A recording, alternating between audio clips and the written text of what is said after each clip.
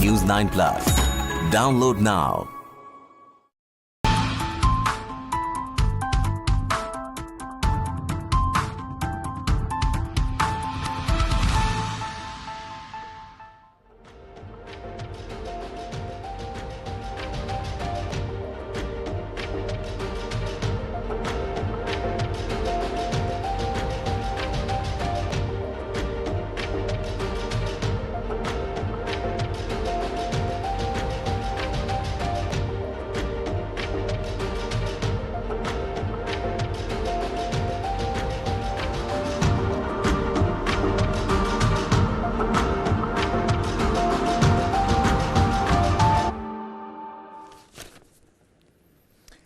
Welcome to News9 Mediaverse, and you are watching On Point with me.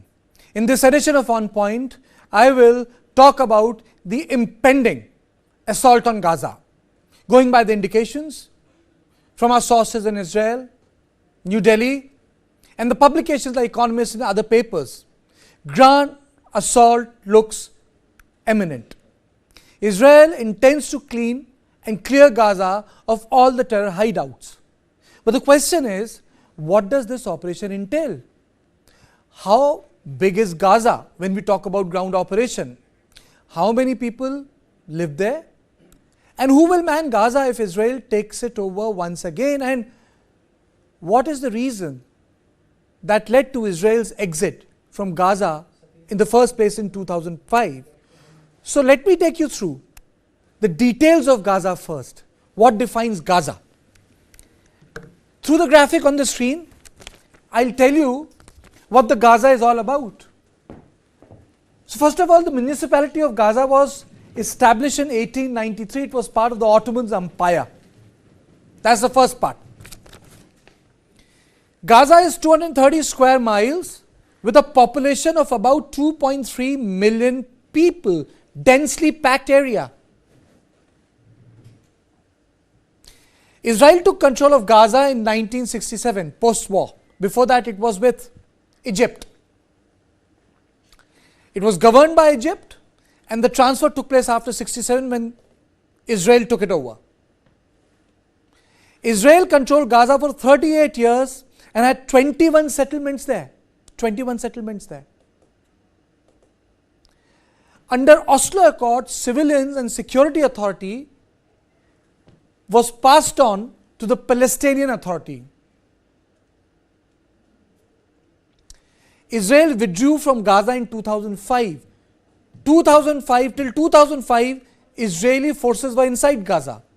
Israel continues to control the land and the maritime border of Gaza. So it's not as if, there is free movement from Gaza. It's controlled. Israel's withdrawal from Gaza was preceded by Intifada, but that's another story, not for today. I'm talking about 2001. Ariel Sharon was Israel's prime minister then. That's a bit of a history, but important. 9,000 Israeli citizens had to leave Gaza. They were resettled because Israel thought this is too much. Too much of forces required to protect them. Now today, Gaza is governed by Hamas and the West Bank by Fatah. Both don't speak to each other. They are breakaway branch of the Palestinian movements. Now this is what I say, the sense of living, to describe it to our viewers. 90% of water of Gaza's sole aquifer is not potable, so they don't have drinking water. They have to get it from outside. So imagine, you live in a place where you have water, but you can't drink it. The vegetables comes from outside. 95% of the Gaza also do not have access to clean water. The electricity comes from outside. So the city is dependent on Israel. 40% of the Gaza's population is less than 15-year-old. So we are talking about the demography. So which means that half of the men are out, and Gaza Strip is roughly 1/4 the size of Delhi. So imagine how densely packed this place is. I am giving you a sense of geography. And Hamas has 25,000 fighters in its military wing, the terrorist organization Hamas, which has led to killing of the innocent. And the Islamist group Al-Quds also has its presence in Gaza. I use the word Islamist because Al-Quds is part of IRGC. But the objectives are Islamist in region. IRGC is an official player in Tehran directly reporting to the supreme leader. And Al-Quds is the foreign hand of it. Qasim Soleimani was one of its general. Today, a different man takes care of Quds forces. Gaza is surrounded by heavily fortified perimeters. If I am not wrong, there is a 3-kilometer buffer zone, you know. So, this was what was breached. This was what was breached. So, today's story is ground attack, Gaza. Now, when we talk about ground attack Gaza, what is the biggest challenge for Israel for a ground operation of such a scale? That's my question number one. Have civil and military targets in Gaza become one for Israel? That's number two. Associated Press reported that the parliament and ministries are just targets. That's question number two. And to bring it all together, I am joined by my executive editor, Aditya Raj Kaul, in the studio. I'll also be joined by Dana Kirsch, Bureau Head, Personal Training and Development, Ministry of Foreign Affairs, and former Deputy Ambassador of Israel to India. Thank you so much, ma'am, for joining me. I'll also be joined by Yeshaya Rosenman, Head South Asia Project, Sharaka NGO Israel. Thank you very much, sir, for joining me, taking time out. And Tammy Milheim, Consul General of Israel to South India. So first of all, I'll go to Dana Kirsch and ask her straight away, how strong is this possibility of a ground operation in Gaza? And what does it mean for the world and Israel when we talk about clearing Gaza of terrorists? Good evening, and shalom from Israel. Namaste. Namaste. Thank you for sharing with your viewers and the history of the Gaza Strip and the proximity to the state of Israel. But I have to, before I answer your question, I'm not the chief of staff of the IDF, so I will not be able to give you concrete information about concrete plans. But I think that we have to add to the equation the fact that the Palestinian people living in Gaza have been hijacked by Hamas terrorist organization and other terrorist organizations like Islamic Jihad there. And they are not taking care of their civilians. They are vicious terrorists that had infiltrated into communities in Israel and murdered 900 people. And in the hospitals now we have almost 3,000 people. So you share the map and the proximity and you equate it to Delhi. You're right. I was living in Delhi for 2 years and even in Bangalore for 2 years. And the proximity is an issue. But at the end of the day, Israel is in a state of war against the Hamas terrorist organization that they started. So if there will be a ground entry and there will be the aim is to defend the citizens of Israel, the civilians of Israel who had been murdered, and almost 150 who had been abducted and now are in the Gaza Strip. So the leadership of the state of Israel has to defend its citizens. I was woken up with my child at around 7 a.m. in the morning this last Saturday, 4 days ago, to sirens. I had to go to the shelter in Jerusalem, in my capital, because the Hamas terrorist organization fired rockets at all over Israel, Jerusalem, Tel Aviv, beyond the south. So this is the reality. So at the end of the day, if I try to go back to your question, the essence is that Israel has to defend itself from the Hamas terrorist organization that is hijacked the Gaza Strip from the Palestinian people living. I think that's very well put. I'll put this question to Yeshaya. Yeshaya, tell me, hasn't it become inevitable that the terrorists are cleared from Gaza, and what will be the challenge for the Israeli forces for doing this ground operation? Because when you do this ground operation in urban areas, it's a different ball game. It's like Mosul, it's like Aleppo. You know, you have to go block by block, alley by alley, neighborhood by neighborhood. Vishaya. Yes, good evening. Thank you for having me. I would say that you are correct, that warfare in built areas is very difficult for any army, even the most technologically advanced armies, because in built areas, the technological advantages cannot play out fully. It's in such closed areas. But more so, that Hamas, most of the major Hamas assets are underground, in tunnels, in underground command centers. The central command center is underneath the biggest hospital, the central hospital of Gaza, Shifa Hospital. So that is a whole another ballgame, playing inside tunnels and underground warfare, what they call the metro of Gaza. I would like to slightly disagree with Dana when she said that Hamas has hijacked the Palestinian population. While their takeover in 2006, their takeover of the Gaza Strip may have been violent, the vast majority of the population of Gaza wholeheartedly support Hamas and the radical, fanatic, violent versions of Islam that Hamas propagates. This is their worldview. They believe the Hamas Charter, Hamas Covenant, written in 1988, and cosmetically updated since. It explicitly calls for genocide, and this is genocide of the Jews. It is also fanatically anti-Western, the most vicious anti-Semitic propaganda can be found there. This is the worldview of the majority of the people of Gaza. It's a tremendous question what to do when the entire population, or the vast majority of it, has been radicalized. And that is the reason that Prime Minister Netanyahu, in all his speeches, you said what would be next if Israel takes it over. So if the objective is to conquer the Gaza Strip completely and to install some sort of Israeli governance, military rule or whatnot, Okay. conquest would take months, no doubt, and there would be tens of thousands of people killed.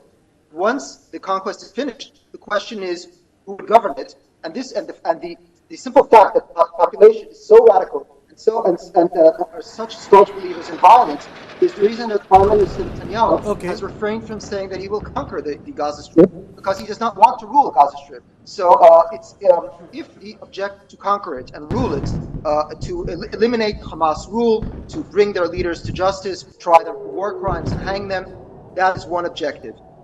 Okay. That is one clear objective. Okay. Okay. Before I go That is to not the objective. I don't know how to define the alternative.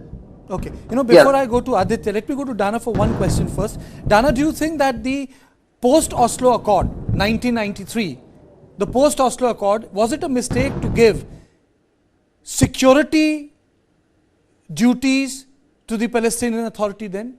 That security, it just could have been just civilian powers, to give them security powers. Do you think in retrospect that was a mistake? First they broke up from the bigger section, radicalization took place, and ultimately it led to one of the biggest attacks on Israel from its own soil. Can you unmute yourself, Dana? Yeah. Sorry. You always can contemplate on the past and if things were a mistake, yes or no. I can tell you one thing for sure. Israel seeks peace with the Palestinian people. That's what we have done, and that's what we have wished for decades. Unfortunately, as I mentioned before, instead of a Palestinian democratic processes and other things, and through those processes, Hamas, a terrorist organization, came into governing the Gaza Strip. So I can tell you that you had shared with the history, the 2005, that Israel withdrew from those areas. I have to tell you that, for example, they uprooted 8,000 graves, cemeteries were uprooted. We wanted to pull out in order to live in coexistence and peace next to our neighbors. But as you know, and as unfortunately India knows too well as Israel, terrorism is something that you cannot plan in advance and or look in retrospect, as you have been asking, is a mistake. Israel will keep on striving for peace with the Palestinian people, but we will not endure an attack of a terrorist organization like Hamas and other terrorist organizations like Islamic Jihad that are inflicting terror and inflicting so much death and casualties upon the Israeli people. Okay, now let me go to our executive editor, Strategic Affairs, Aditya Rajkala. Aditya, why do you think ground assault on Gaza, the story you broke on our network, is inevitable? Firstly, before I begin, the airstrikes are continuing for the last 3 days. They have picked up since yesterday. There are over 1,000 airstrikes that have happened in the last 24 hours, if not more. That itself should tell you what Israel is planning. As we discussed yesterday, Karthikeya. It's softening the ground? Am I right to use the word? Karthikeya, what we discussed yesterday, that they have not even begun. And last night, late night, Benjamin Netanyahu came in, he addressed the nation yet again. And Netanyahu said that we have just begun. And that means that what we are witnessing right now is only a response, these airstrikes. I've just heard a word because I've been monitoring the dark web. I'm on the Hamas channel, and Hamas has just confirmed that their Minister for Economy has been killed in the Israeli airstrike, Abu Shamala, who is also in the political bureau. There's another senior leader of Hamas, Zakaria Abu Mumar, who has been killed. So senior officials of the political bureau, who Hamas called ministers in their cabinet in Gaza, have been eliminated and killed in airstrikes.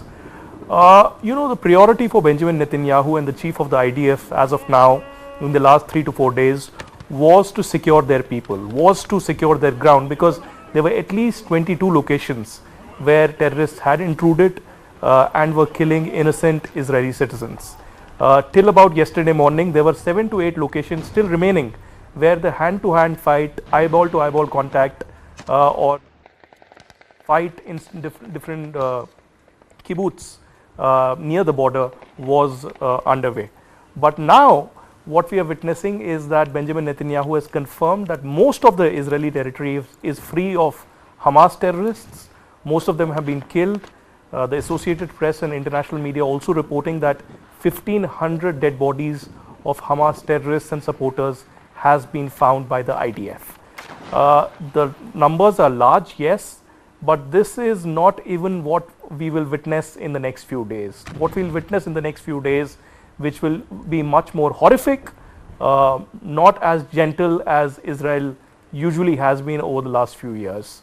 Because, Israeli politicians, the government and the IDF is comparing what happened in Saturday morning with Holocaust. They are saying that the single day casualties of more than 900 is bigger than what happened in a single day during the Holocaust. So you can imagine the pain, the agony, the anger among the Jewish community, among the Israeli citizens. And now, as you rightly pointed out, what we are discussing right now, Karthikeya, is perhaps the time for a ground assault. The Israeli Prime Minister is being backed by the US President Joe Biden. Already Austria and Germany have stopped their humanitarian aid. Other countries like France, Spain and other European powers have said that they will completely support Israel, because Israel has the right to defend themselves. And I think it's time that history changes. And perhaps this is the time, Karthikeya, that Hamas will not only be taught a lesson, but I think Hamas will be wiped off in the next few days and weeks from Gaza. So are we Gaza. saying that the military and the civilian targets in Gaza have become one? Unfortunately, because over the years and even now what we are witnessing, Karthikeya, is that in civilian buildings, in residential complexes, even in schools, hospitals and in UN safety compounds, we see terrorists taking a human shield cover of innocent Muslim civilians who are staying in Gaza.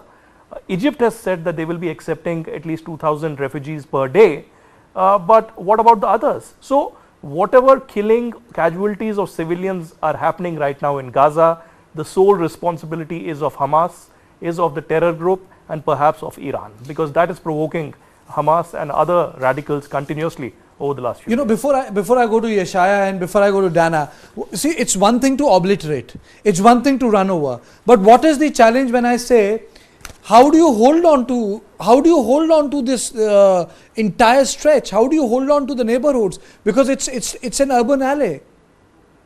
How do you hold on to neighborhoods? There are tunnels out there. How many men do you think would be required? That sort of a commitment. You know, the war to clear Mosul from ISIS took years.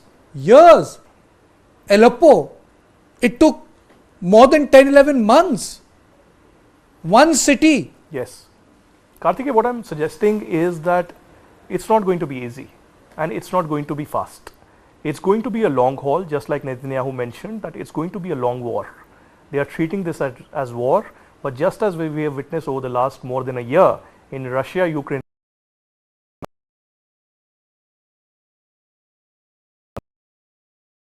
as I visited Karthikeya, Israel with the IDF in November 2022, I visited most of these forward locations with the IDF. They took me to all these tunnels, they took me to the Lebanon border, and they took me just on the brink or the doorstep of Gaza. They showed me these tunnels that were used to supply weapons, rockets, and often intrude Hamas terrorists into Israel. It has happened for years together, but I think a calm had prevailed. There was an understanding with the IDF and the political leadership of Israel that no longer did Hamas have the capability to inflict such injury to Israel. But I think they were wrong. The Mossad, of course, will have a self-reflection time. But as of now, perhaps for Israel, it's a time of national unity and respond. Okay, Dana, tell me, do you think in any intensive operation within the Gaza Strip has the possibility to ignite passions in West Bank and other areas where Arab population is not in majority, but in substantial numbers in South Israel? You know, we have risk calculations.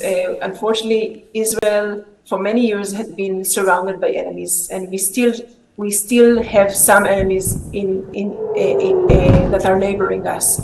We reached peace with Egypt and Jordan, but Lebanon and Syria are a challenge. And with the Palestinian Authority in the West Bank, we are hopeful that things will become. But I think that the focus that maybe I should tell you, when I was a child, I lived in the north of Israel. So I went to the Gaza Strip, to Khan Yunis. I've been as a teenager in an interfaith delegation. I had even met the leader Arafat there. And when I was a child with my dad, I went to the West Bank. So I still recall a situation that we had hope to reach a peace with Palestinian people alongside us. Nowadays, it's a different situation. And you had mentioned specifically ISIS. What we had seen, and I know that you had shared with your viewers, what we had seen in the last 4 days is basically Hamas is ISIS. What you had seen is clips that they are hijacking and that they are kidnapping an elderly 87-year-old grandma. They are taking her in order to keep her as hostage in the Gaza Strip. They are killing children in front of their parents and vice versa. They are a brutal enemy that we have to defend ourselves from. And we are hoping and we are receiving the support, as you had mentioned before, from the leaders of the free world, and even, of course, from Prime Minister Modi. I know that our Prime Minister had spoken today, and he probably also had shared the tweets that Prime Minister Modi had shared about the update that he had received from Prime Minister Netanyahu. And what Prime Minister tweeted moved my heart. He said and reiterated the solidarity with the people and leadership of Israel, and reiterate the condemnation for terrorism. Israel and India, like many other countries, unfortunately, are facing this kind of vicious enemy that we have to counter. So I have to stress that the reality in Israel, and even Aditi had mentioned that in his words, the reality in Israel now in the past 4 days is horrible. Imagine in Delhi you have 20 million population. In Israel, the entire state of Israel is only 10 million. So for us to get this kind of a big loss of people, and there's still uncertainty for the people who have been kidnapped and abducted by the Hamas terrorist organization. It's not something that we can endure, and nobody can endure. And we get solidarity from Prime Minister Modi. And yesterday night, we got a joint declaration from President of the United States and the leaders of Germany, UK, and Italy, Dana. and France. You know, Dana, the reason was in May, I was in Jerusalem with my wife. We were there as a tourist, not as reporters. We spent 10 days there. I was in Tel Aviv, Jerusalem. That was my second visit to Israel. Went from Bethlehem to Nablus, every other tourist area you could imagine. But to ask a question, you said you were in Jerusalem. To imagine that there can be a military operation in a city like Jerusalem full of different quarters, different alleys, it just opens up it's a different ballgame, it's a different scenario. Imagine a city with such historicity, such history, open to such military action. That is why I was saying that, do you think that the Gaza action makes a historical city like Jerusalem very, very vulnerable? It's all clubbed together. There are so many ethnicities. I mean to say, you merge into the West Bank in some part. You go to Bethlehem, you cross West Bank, you know. Doesn't it make the other parts of Israel also vulnerable from inside?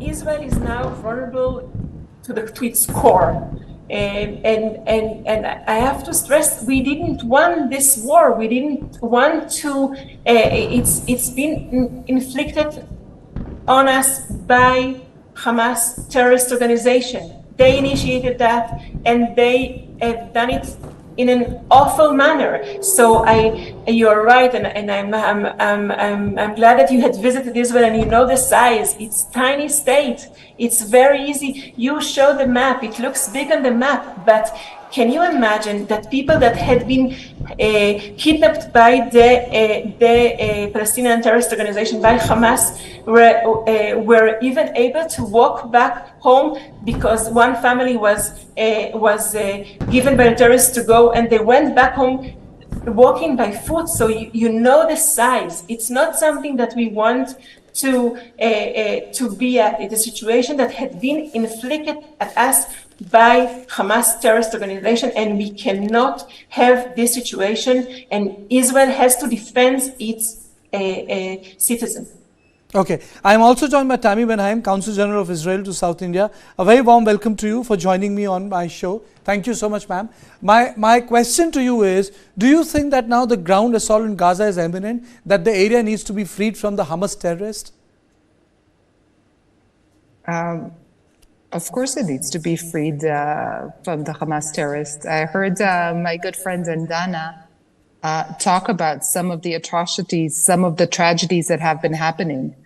Obviously Israel is fighting this huge terror organization at its border. They're brutal, they're heinous. We all see what they are doing with the women, with the children, with the people they have kidnapped and brought back to Gaza as hostages. There is no question here. And Israel needs to do it, of course, in order to first and foremost secure the people in Israel, the Israelis, and everybody else living in Israel, and bring back security and safety. But Israel has also needs to do it, and that's why we need India's support and the world's support in order to do it for the entire world. All of us like-minded countries, all of us regular citizens, normal people, have been affected, and we felt at some point in time, especially here in India, the effects of terrorism, of terror organizations.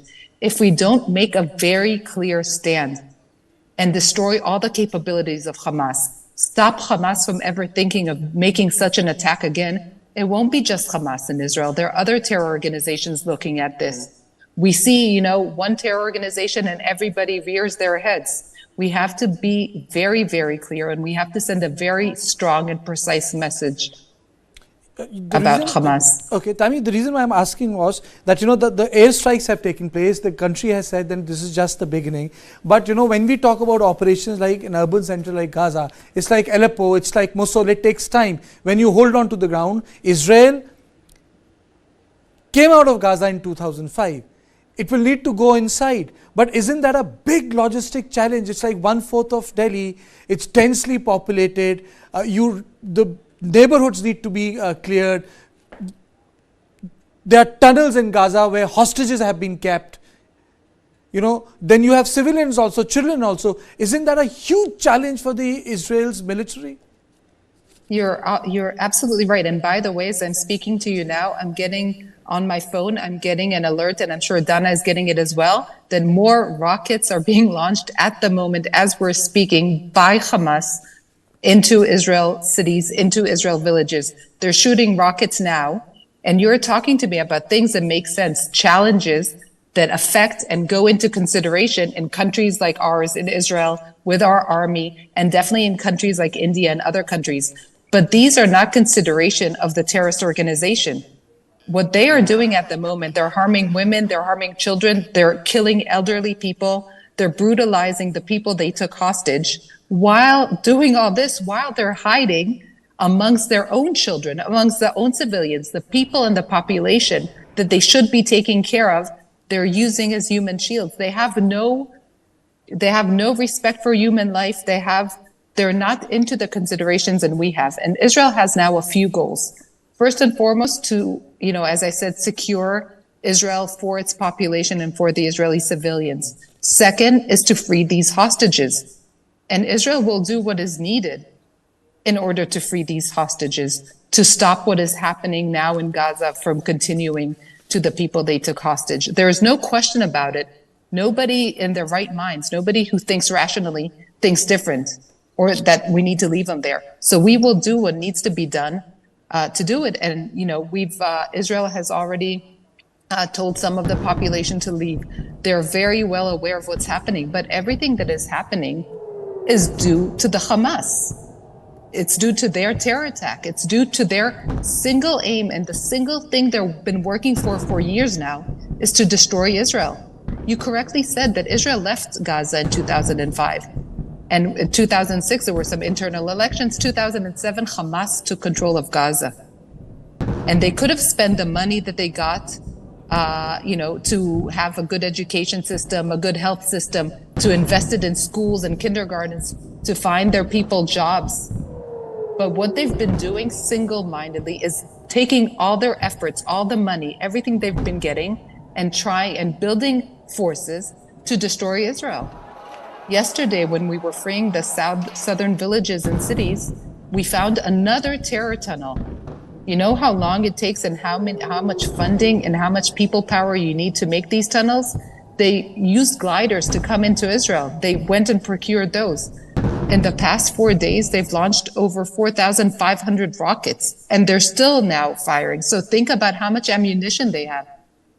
Think about what they're doing. This is their single-minded aim, and this is what they're trying to do, and they will not stop. So of course we have to stop them. There is no question about this. Okay, Aditya, before I go to Yeshaya, you have West Bank and you have Gaza. In Gaza, you have Hamas. In the West Bank, you have Fatah. Fatah is being run differently. But this also brings into the question that the same question I'm asking you, the intensification of the action in Gaza and the sort of radicalization of opinion in West Bank. Do you expect that? These street fights have been on. Or would they behave differently? They behave differently. I have interviewed Mahmoud Abbas in Ramallah. I have traveled extensively both around the Gaza border and in the West Bank, all areas of Ramallah and Bethlehem and other places. What I can tell you is that yes, there are already street fights that are underway. Okay. In several areas of the West Bank. On a different note, we had yesterday bombings and rocket attacks in Jerusalem as well. There were sirens going off, and very interestingly, on the outskirts of Jerusalem, a mosque was also attacked in that rocket attack of Hamas. Correct. Imagine. So I think there are no ethics that are being followed by Hamas. Clearly, terrorists don't believe in democratic principles, for God's sake. But what I personally believe is that yes, in Gaza, the approach of Israel would be now to have a dual strategy, one of a ground assault supported by their air power. There will be door to door checking that will happen. There will be door to door knocking that will happen, and they will try to clear as much ammunition, as many tunnels, and as many Hamas hideouts and terror launch pads that are there existing. You're saying it's inevitable. This really has to happen if Gaza has to be terror free. I think there are no questions about it. I think for a very long time, Benjamin Netanyahu and the Israeli government tried to not just isolate but forget Gaza to an extent. They tried their best that there shouldn't be any combat operations on a large scale, at least not inside Gaza. But I think every time there is a rocket attack, there has to be a response. But this time, Hamas, the terrorists, have crossed all limits. And unfortunately, instead of condemning this barbaric terror attack, we have Qatar and Saudi, in fact, almost becoming spokespersons of Hamas in this particular case. Although Saudi has called in a special session of the OIC countries, but I doubt. I think that's more of a noise, That's more of a narrative building, noise, and trying to have some kind of a political voice of Hamas. Although already there are several networks in the Middle East, I don't want to name them, who have become de facto spokespersons for the Hamas. But having said that, I firmly believe that Israel honestly has no option right now. I think Mossad, Shin Bet for years together are known as epic stories.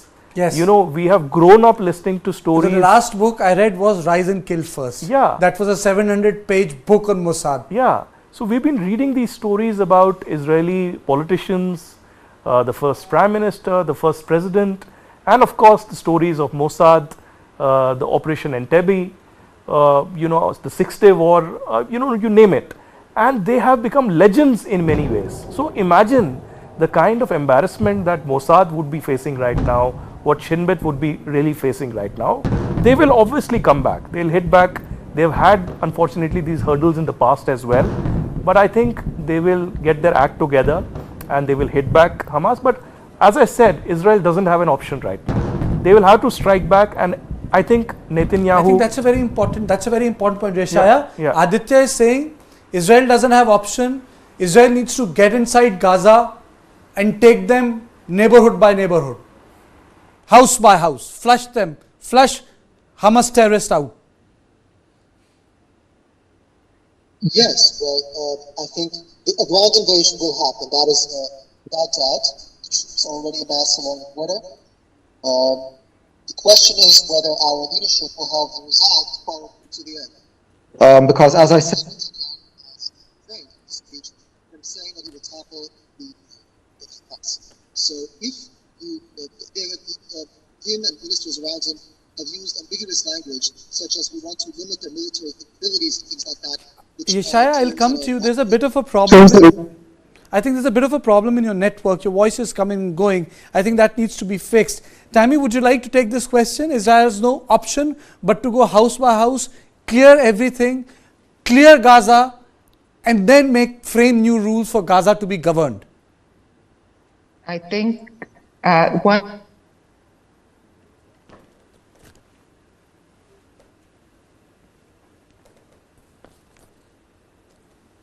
Can you unmute yourself, Tammy? Can you unmute yourself? Unmute yourself. Yeah. I'm not on mute. Okay, yes. Now I can hear you. What I was saying is that one, I think Aditya both did the history and framed the situation very, very well. And I agree with the things he said. Hamas, we've been saying it's not the first terror attack that Israel has faced. And we've always had operations or very focused operations to get back, to retaliate in a way and harm Hamas's infrastructure. But we did try to retaliate because we are a country that doesn't want war and we haven't initiated war. But this time, the immense tragedy, the enormous number of people who were killed and murdered, and what is still happening now does leave us without a choice. And this is, I think, what Israel will do, but any other country will do faced in the same situation. As I said, first and foremost, get security, get safety back within your borders, which we've been doing. Yesterday, the IDF was able to take back control of the villages and towns that were taken over. The next step is to free the hostages, and I am not part of the military, but the way to do it is to have the Air Force bomb the infrastructure, the weapon storage places, and other command areas of Hamas, and then figure out how to do it, and make sure they're not able and will not strike again. India understands what has happened in Israel because no one understands terrorism better than us, because we have been victims, like Israel has been a victim. And the sort of terror attacks which afflicted India from 1990s onwards till its culmination in 2008, and subsequently later when we had to go for a strike, most of the attacks were in India, where India was not able to call the nuclear bluff of Pakistan till Narendra Modi said, I call the nuclear bluff of Pakistan. And the counter operation took place, special military operation. And it changed a lot of ground realities in context the way India behaves with Pakistan. And when we called off, and when I say we, because we as the victim of terrorism, I understand what you were saying, we called the Pakistan nuclear bluff off. How Israel intends to call this bluff of talk supported by Tehran, the bluff of talk supported by those countries which are autocratic, dynastic, non-democratic in nature? Look, it's no secret that both the Hamas terror organization in Gaza and Hezbollah terror organization that's sitting on our border in the north are funded, are trained, are given weapons, and are supplied by Iran. That is not a secret, and that is known. The attack that we experienced early Saturday morning, our day of religious holiday and rest, was done by Hamas. They're still doing it because they're still shooting rockets and they're still holding our hostages. And the war was declared on Hamas. And what we're focused on now, and again, as Aditya rightly said, is to stop this, is to put an end to the current attack and make sure it doesn't happen again with Hamas. Dana, the same question to you. How will Israel call the Iranian bluff? The way Indians call the Pakistani bluff. When we did the Balakot, when we did the surgical strike, we called off the nuclear bluff. How is Israel going to call off this bluff of Tehran, that this is going to suck the entire West Asian politics, that there can be a two-front war, Israel has become vulnerable. How does Israel, or in your opinion, will Israel call this bluff off and deal with these terrorists? First of all, I think that you probably remember Prime Minister Netanyahu had called the Iranian bluff numerous times, even in the UN arena, showcasing the problematic and this vicious regime that wants basically to eliminate the state of Israel. So there is no concrete evidence that show that this was directly orchestrated. But there are two things that can shed some light. First of all, as you both of you had detailed in length, and also my friend Tami related to that, this is an orchestrated attack that was financed with tunnels and with it cannot be not backed by Iran. We know that they are channeling money and ammunition and other things to the Hamas terrorist organization and to the Islamic Jihad terrorist organization and others. We know the connection, and and I think that you have probably had seen in other media outlets reporting about the leader of Iran praising the Hamas leaders for this attack. So although I cannot call their bluff directly, it's for sure, unfortunately, Iran had been financing and supporting the Hamas terrorist organization. Dana, it's very ironical, it's very ironical.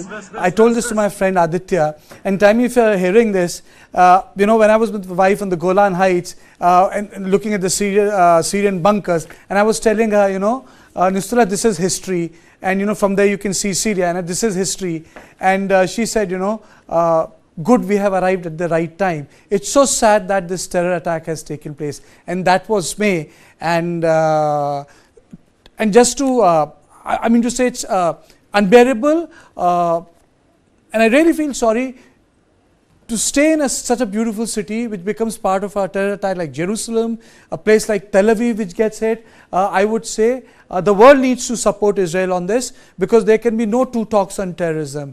Talks can take place with Palestinian people, but first the terror has to be dealt, and the terror resides in Gaza, as Aditya very well put it, that the ground assault is imminent, and Israel must flush out Hamas, and India stands by Israel. Thank you, all of you.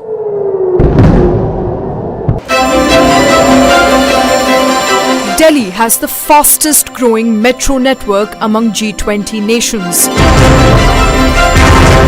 From 6 stations in 2002, it today has 286 stations.